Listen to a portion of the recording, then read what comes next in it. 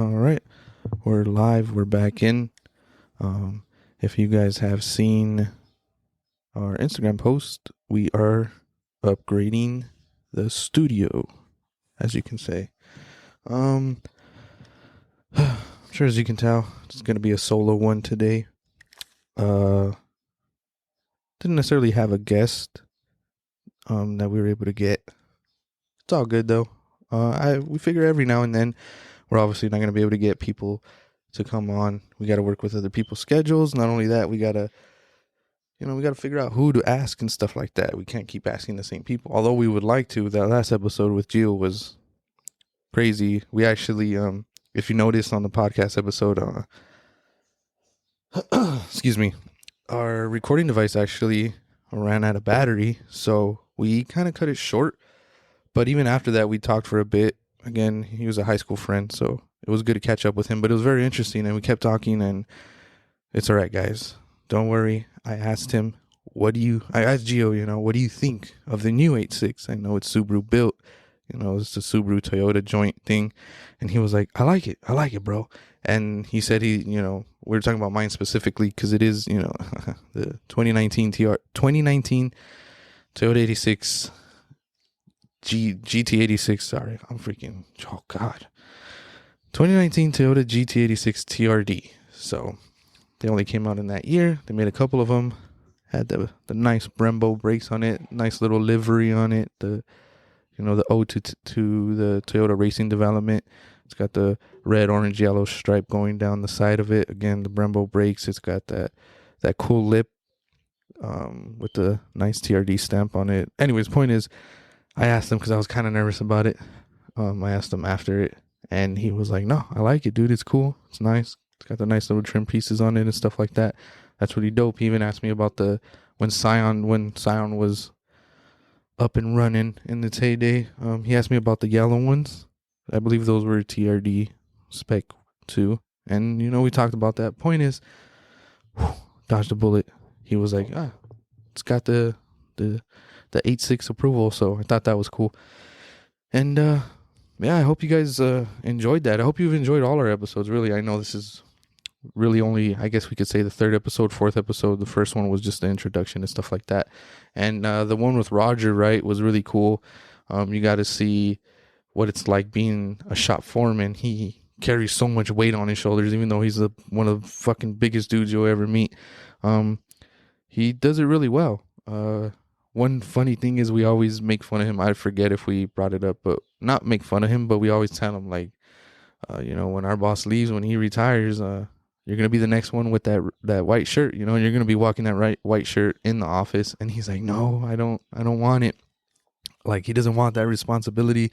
Not even that he doesn't want that responsibility. I think it's more the whole, customer thing. He's like, I can't, like, I'll lose it. I'll speak my mind, and I'm not patient with them. If it's not our way, and if they're like, well, paying customer, all that good stuff, he's not going to be like, okay, well, yeah, you know what? You're right. Nah, he's just like, oh, and he actually deals with it really well when my boss goes on vacation or he doesn't show up.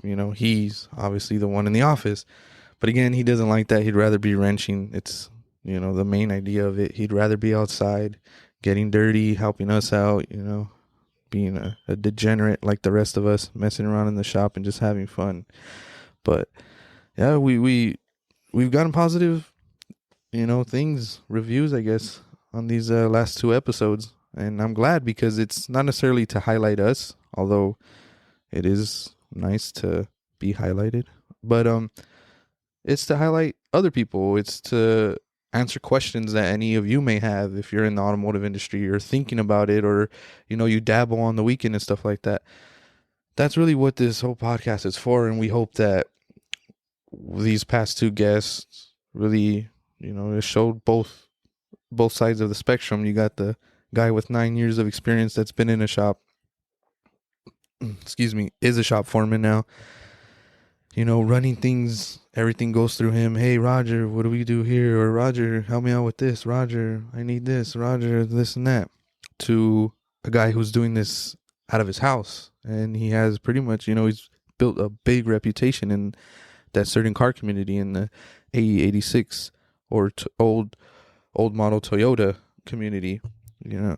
People literally from around the states are coming to see him and asking, "Hey, I need some help, or I want a car, or I want this. I need your help with this and that." And yeah, we just hope that it's helping somebody out. We're glad that people are enjoying it. We're glad that our guests are having fun coming on. And we hope we're gonna continue to get more people, and it's fun, right? Like, it's fun listening to these different stories. Like with Gio, I knew he was doing this whole 8-6 thing. Like I said, I was following him. I am following him on Instagram and stuff like that.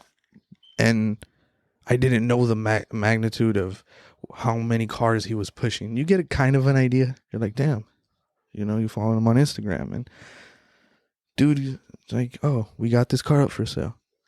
You see him cleaning the stuff. You see him getting parts for it, putting it back together. You see Lil Fu doing something crazy. Boom, car sold in the next 2 days. You see this, you see that.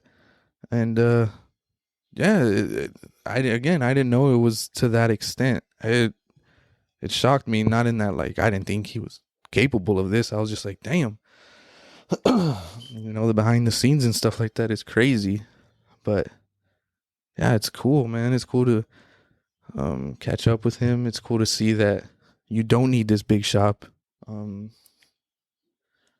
don't need all the funding in the world. You don't need the fanciest of equipment. And I'm not saying like where he's working isn't nice, or like, it's not sanitary. I don't know. Point is, I don't even want to make it sound like he's making do with what he has. No, but he is working out of his house, his driveway, putting in that work, pushing out more cars than anybody else would do. Like we were saying, there's people that got cars in their backyard for years and years and years, and like, I'm going to build it. This dude is doing that in a week, 2 or 3 cars, maybe even more.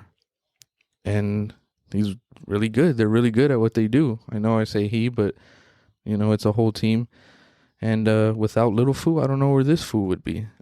No, I'm kidding, but yeah, like they're doing really good stuff. They're out there pushing these Corollas, they're pushing these Toyotas, and they're making them look nice. They're bringing them back to life, and they're helping other people out. That whole thing, though, that bullshit with, oh, why are you gutting up this nice car? That, dude, people do that all the time, dude, all the time. Go turn your TV on to Motor Trend or Velocity, Discovery, whatever the hell that network is called, and you'll see all those building shows. They're doing that.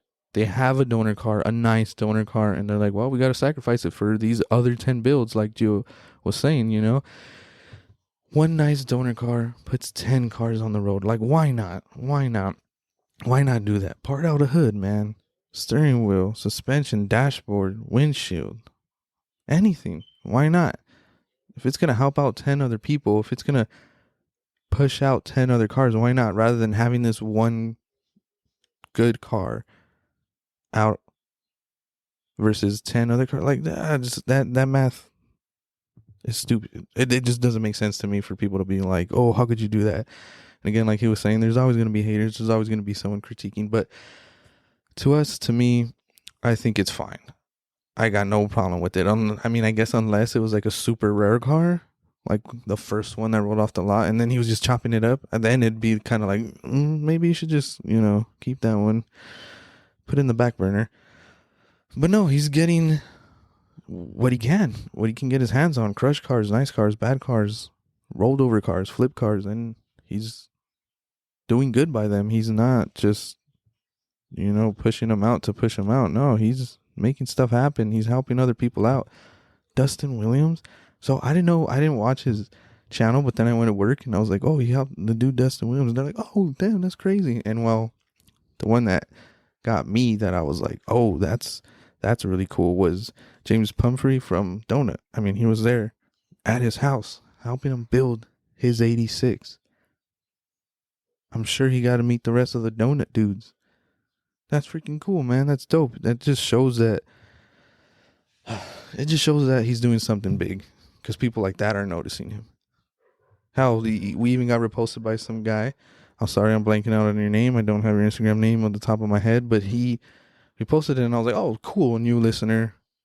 Thank you, we appreciate that. I reposted his repost of us, of Geo, and he was like, oh, what's up, man? Appreciate the podcast. Don't want to blow smoke up my own ass, but he was like, oh, that was cool. I'm the guy that saw the video of Dustin Williams and then came from New York or New Jersey or whatever, and then came to buy a car from Geo and stuff. I'm like, that's freaking cool. That guy alone has a story on his own, you know. Shout out to him. If you want to message us and tell us how that went down so we can talk about it, that'd be cool too. But it's been fun doing this again. I know it's our 4th episode. As you see on our Instagram post, if you're not following us, follow us now at the Heights Garage. See everything we're up to. We're not just podcasters or car enthusiasts. We are also a full blown out brand. Which, by the way, if you'd like to support us and put a little cash and funding into this podcast, head over to our website at theheightsgarage.com. Pick yourself up something nice, cab, shirt, sweater, beanie, something like that, and help support our small business, help support our brand, help support our podcast. We would deeply appreciate it. But even then, just to follow on the Heights Garage on Instagram, that'd be cool too. But yeah, it's a solo podcast. Kind of just wanted to talk, speak my mind, how things are going, and they're going pretty cool. It's always fun to do something new, especially like this, especially when it's something that we like in the automotive industry. We like talking about cars. We like talking about tools. We like talking about wrenching and stuff like that. And that's what we got. That's what we're doing. That's what we got in that second episode with Roger, man. We're going over a lot. And that too. I mean, that's where the title of this podcast came from. The Heights Garage's Shop Talk. We're just talking shop here. Getting to know people. Getting to know how they work, how they think. And we're just trying to give more insight. Roger was very insightful.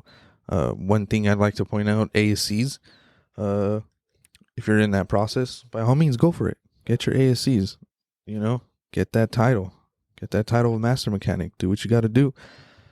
And if you're not thinking about that, that's all right too. That's fine. We're not saying you can't get a raise. We're not saying you can't get another job, a better job or anything like that. No, that's far from what it is. We're just saying, it gives you kind of a platform, kind of a way of backing up what you're saying to your new employer or whatever without having to really, I guess you could say, physically show them.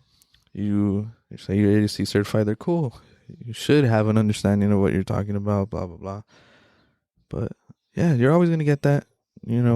People are always saying like, oh yeah, no, like definitely go for it. And yeah, if you want, go for it. I got no problem with it. Like we were saying, if you're with a company that can pay for it, by all means, get all your ASCs and everything. In everything. I worked at the Firestone Complete Auto Care, and they would pay for a little class, and then they would pay for the test, and you get a raise, you get a little bump when you do that. So they encourage it, and that's fun, that's cool.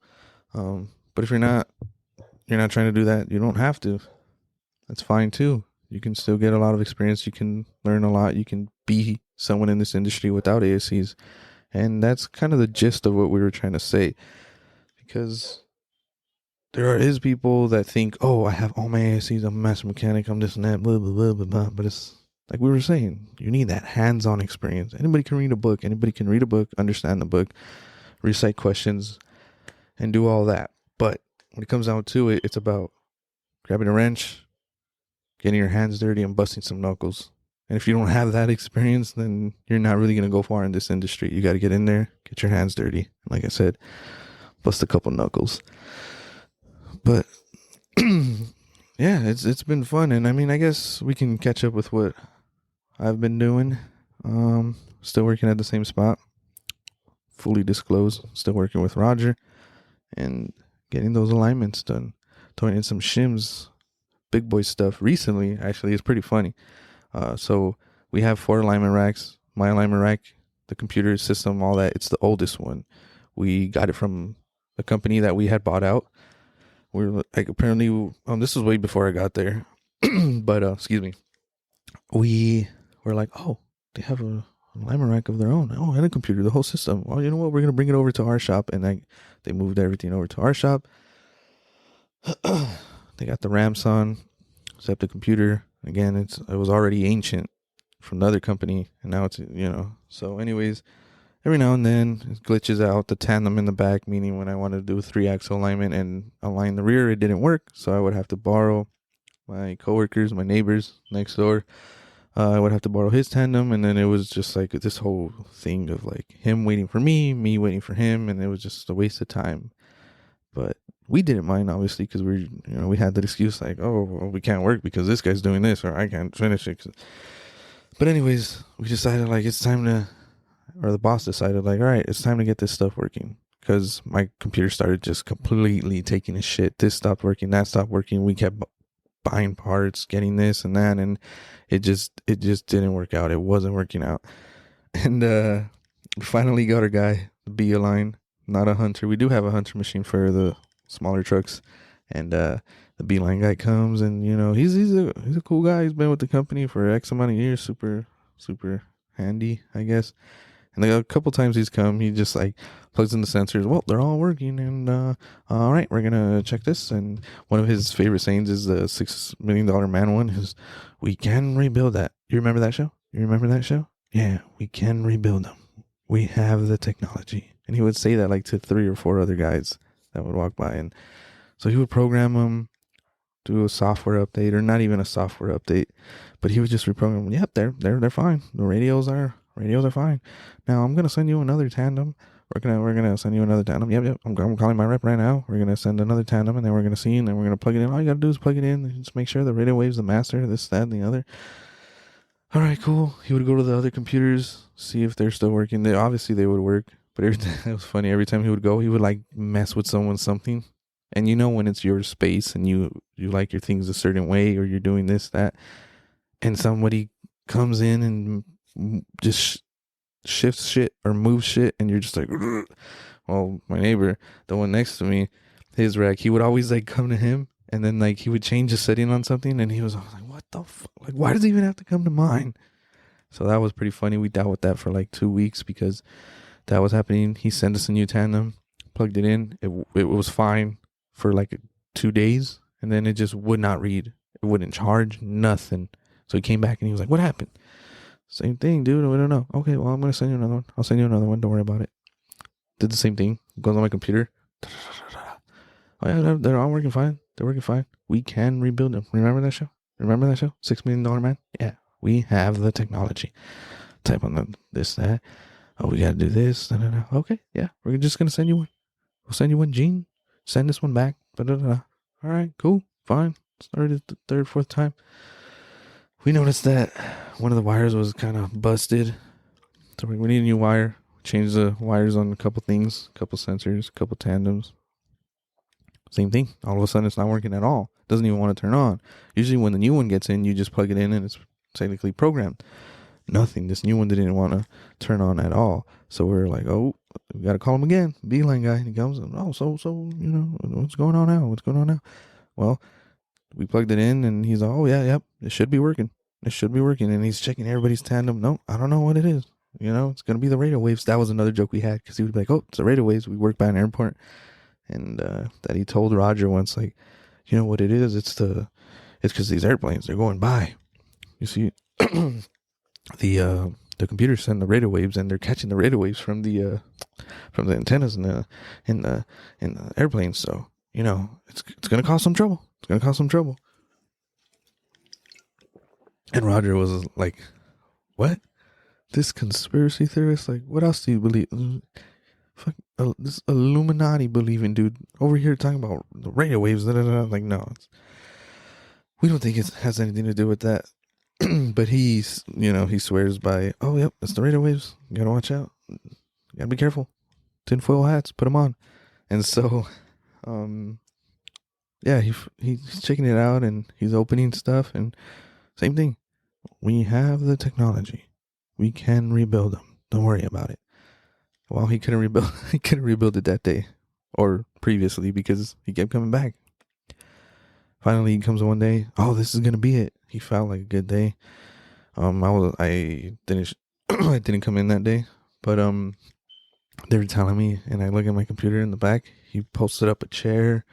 He had all his Milwaukee stuff. Had the biggest light ever, and I'm telling you, it's a computer setup. It's not like this super huge machine. It's how can I explain it? It's literally like just the computer, and then it has rolling wheel. Like it's a cabinet, I guess, or like a dresser. Not super huge, but anyways, he was back there. He had his lawn chair in the back. He had his Milwaukee tools, like this hugest, like brightest light you've ever seen, and he was working back there. So when I came back the next day, I was like, "Oh damn, he set up camp." I'm like, "Oh, don't worry, I'll be out of your hair." This and that. I'm like, "Oh, that's fine." I was helping out the other guys doing other random stuff, and then yeah, he was like, "Oh, rear tandem's good," and I'm like, "Oh hell yeah, we're back in business." Go back, and I hear him. He's like, "Oh, that right tandem's not working now." I'm like, "Oh." I'm sorry, what? Yeah, right then. I'm on the phone. He's all telling our boss.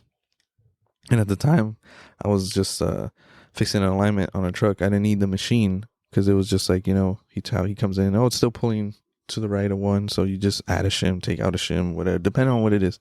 So I was doing that for one of these trucks, which was a whole nother thing. We're just going back and forth. Cheap tires, man. Cheap tires. Get yourself some good tires, by the way, if you're a truck driver out there. Tires go a long way. You might think it's the alignment. It just ends up being the fucking tires. Stop buying those cheap Chinese tires. They're no good. But anyways, so he's doing that. Boss is coming out of the truck. It's still going, just pull everything out. And as he's doing that, homeboy's on the phone. Beeline guy's on the phone talking to his sales rep, parts rep. I don't know. Wait, we're going to need the right tandem. We're going to need this. Oh, hey, Gene. Just want to let you know the right tandem, everything's good, but it's just the right tandem. I just, I ordered it for you. It's going to get here tomorrow. I did morning shipping and stuff like that. And the boss's face is just like, oh, like, all right. Not a face of disappointment or frustration, of just like, just fix it, man. I just want it fixed. You've been here 3 weeks in a row, and we're still struggling. Still the same thing. Every time you come, you say it's fine. The very next day, it's broken again. So he's like, okay, yeah, fine.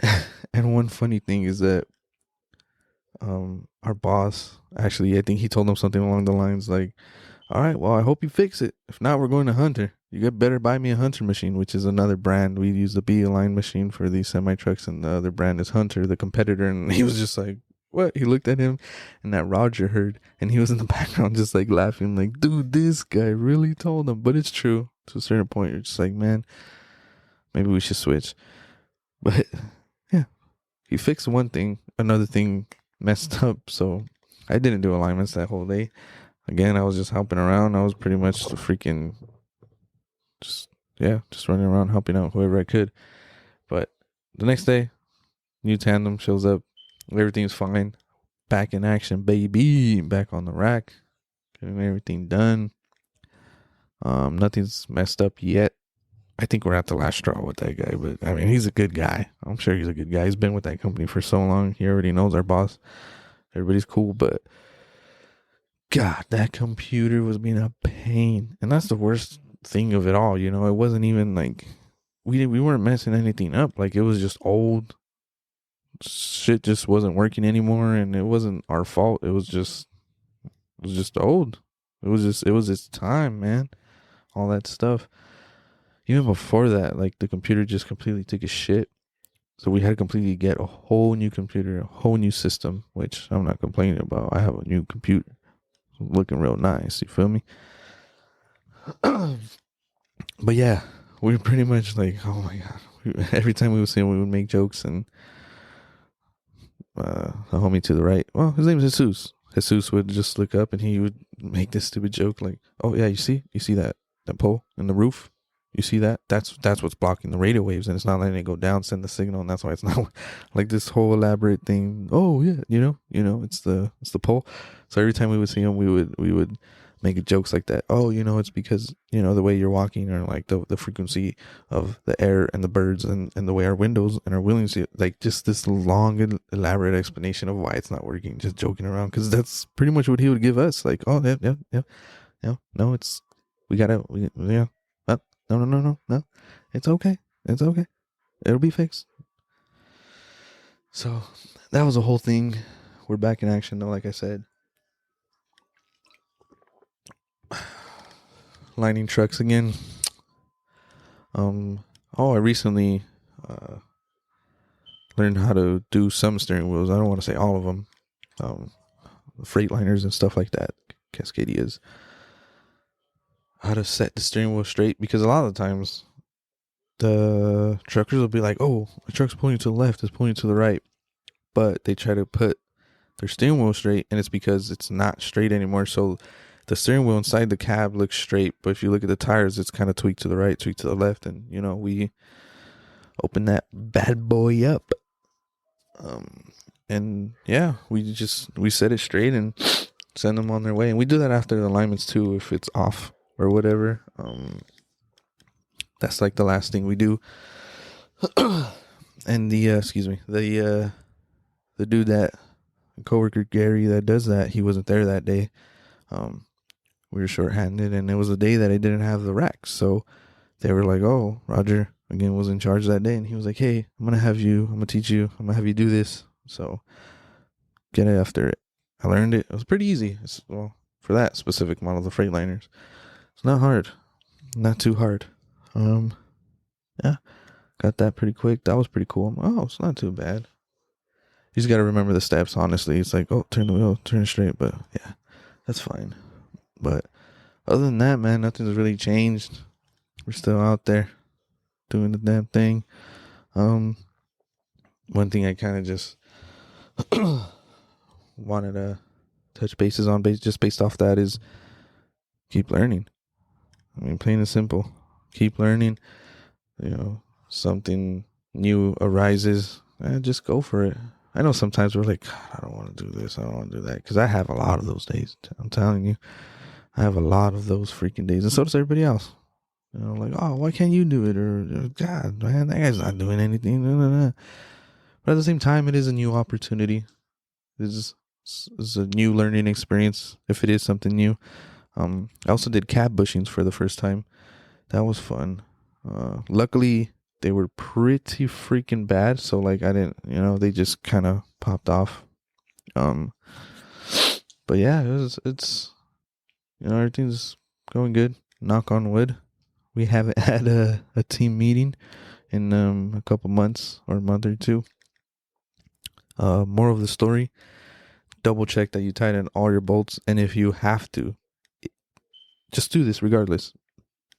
If you have one of those paint markers, they're a lifesaver and a job saver, because you can go around, okay, I marked this bolt, and you mark it with the paint marker so that you know for sure that you did it as soon as you tighten it up or torque it down, whatever, because we torque everything down. Yeah, we torque everything down for sure. A couple of Ugga-Duggas is all you need, baby. But that paint marker will save you. It'll save you the headache. You won't be waking up in the middle of the night. Did I tighten that cross tube? Because if you're asking yourself if you tightened it or not, you probably didn't. Just speaking from experience of a friend, not me. Anyways, paint markers, mark it. Whether you're in heavy duty, light duty, whatever it is, if you're unsure and you want to be sure, just go around, mark it. It's like the warranty paint.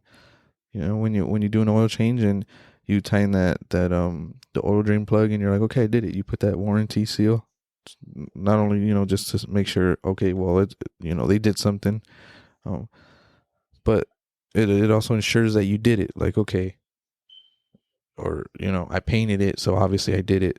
Because even then, if it's like you didn't do it and you're gonna go put the warranty paint, or you're gonna paint the marker, you're gonna use the paint marker to mark the bolt that you tightened, and it's not tightened, or you didn't put that drain plug on, you're like, oh shoot, put it on, and then you do it, obviously.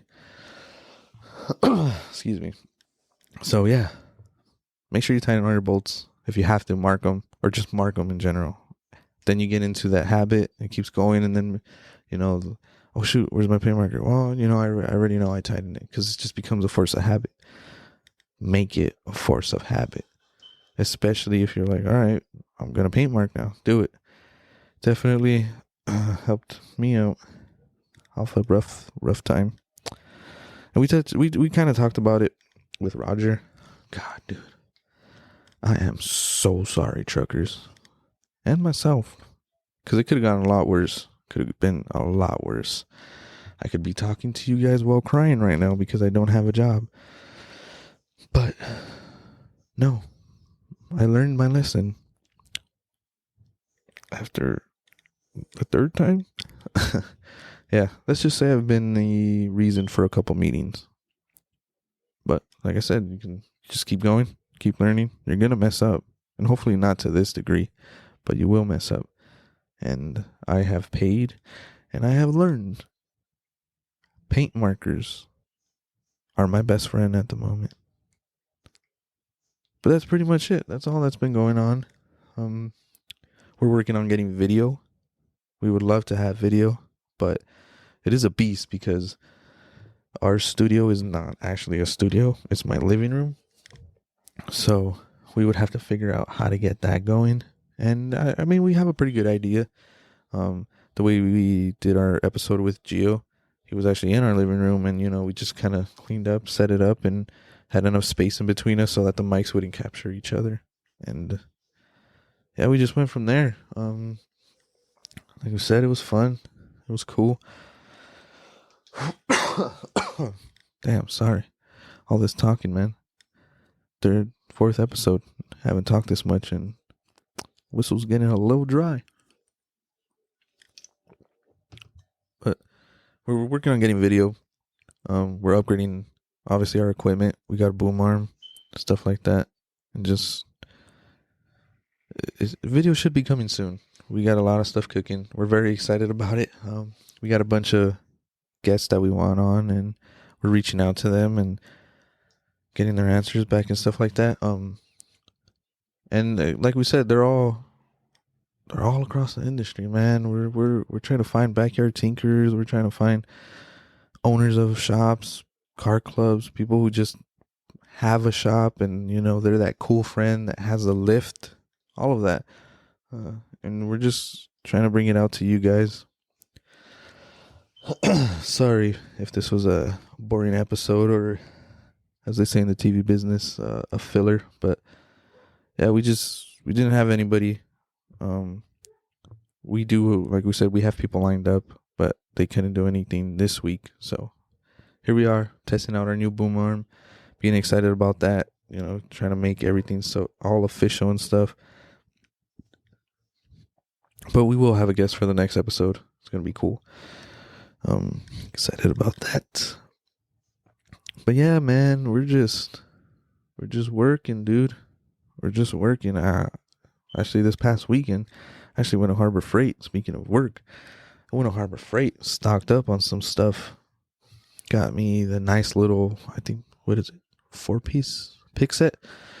It's nice because it has the grips, like the actual handles. It's not like a little rubber thing, because those can get annoying. You're like pulling something out. In our case, when we do bearing adjustments, or the wheel bearings, we change them, you got to pull out those bearings. And some of the picks, they have like that rubber one on it, and you're pulling, but you're actually just pulling that rubber off of the actual pick, and you're like, no, dang it. So with the handle, you can pull it out pretty easy.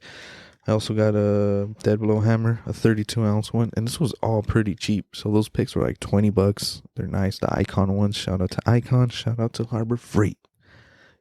Yeah, I got that dead blow hammer, 32-ounce. I believe it was like 30-something bucks, probably like 40. Again, Icon brand. I got like wrench organizers. God, that's a whole nother thing. My box is a mess right now. I got nothing going on in that box. Nothing fits anymore, but I can't afford a new one. Everything's just kind of thrown everywhere. That too, I got to bring some sockets home because I don't really use metric sockets anymore. It's all standard, but I just gotta reorganize my box. Not even reorganize. I gotta organize my box. Period. But we got that. Oh, I got a. Oh my gosh, like an air chuck. Yeah, like a rubber tip air chuck. Blow air out the shop or dust my stuff off. And yeah, it was pretty cheap. I gotta say, Harbor Freight, one of the best stores ever. You get lost in there. You know how they always like, oh look, they do those videos like, oh, my dad at Home Depot again. Now that's me at Harbor Freight. That's a lot of mechanics at Harbor Freight. You walk around and you're like, no, they have this? No.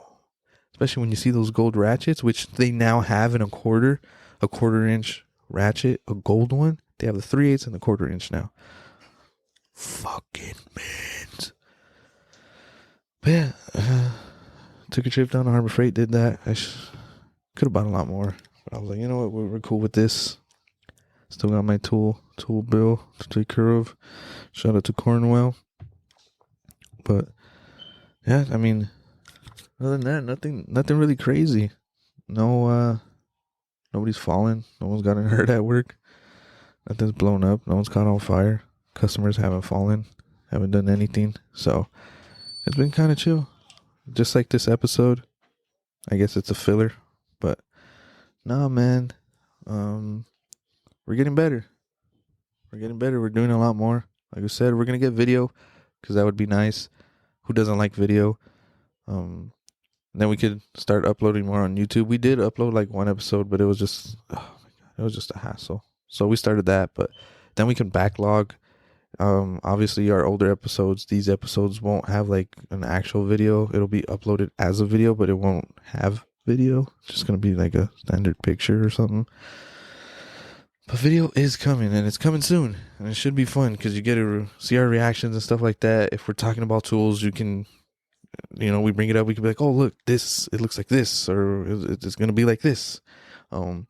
If we're explaining something, you get to see our hand gestures as I'm doing them now. Like if you guys are here, able to see me doing all these hand gestures.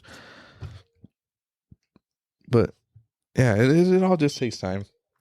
We understand that. We're kind of anxious about it, but we're excited. And I hope you guys are excited about it. I hope the guests that we have are excited about it, which is kind of a funny thing too, right? When you tell somebody, oh yeah, like I got a podcast, they're like, ooh, what do you guys talk about? And then you're like, oh, this, talk about cars, talk about wrenching.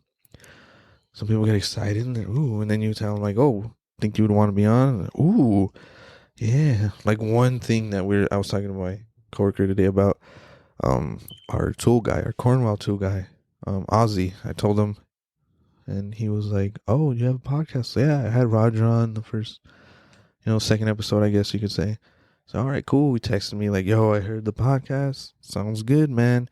And then when he came that next Friday, because he comes for us on Friday, I was like, "Yo, what do you think about coming on?" But then I was kind of like, I don't know. And so I was talking about it with my coworker Robert, and he was like, "Nah, dude, he would be a good guest, man. Like, one, he was a technician himself. He did other things, and then he became a tool dealer. So he has stories for everything. Being in the shop, around shops, buying tools, selling tools, what tools you might need. He's got a lot of information, a lot of stories. He's been doing this for a very long time. And I was like, you know what? Yeah, he is a cool guest. So I'm going to touch bases with him again. Probably text him or something because I'm not going to be at work on Friday. But yeah, we're just excited to continue to grow, to continue to get better, just to talk about cars in this whole industry, man. We're excited again about that freaking video. Like, I can't emphasize enough that we're bringing the video. You're going to be able to see this ugly mug. You're going to be able to see everybody else's ugly mugs.